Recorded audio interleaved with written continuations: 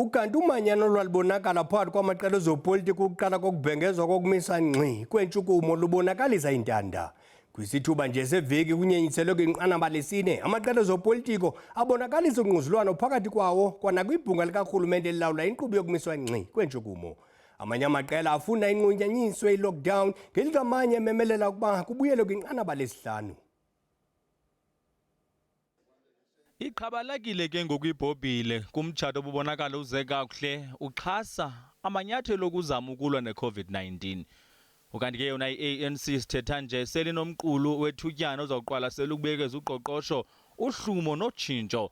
Kodwa ke amaqela aphikisayo athi oku akuzikwanela, makukhawuleziswe kufikelelwe emazantsi ale ngxuma kaxaka. The real tragedy playing out here is no longer the coronavirus, but the lockdown itself.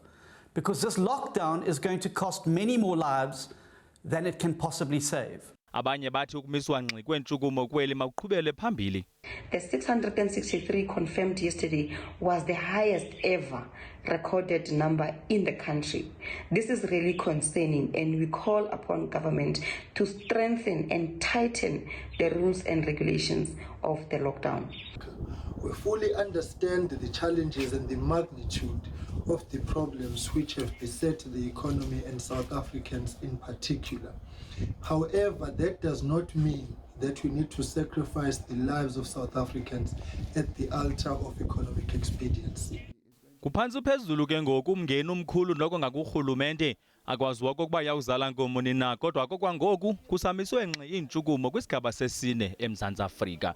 NdinguAbongile Dumako, kwiindaba ze-SABC, eRhawutini.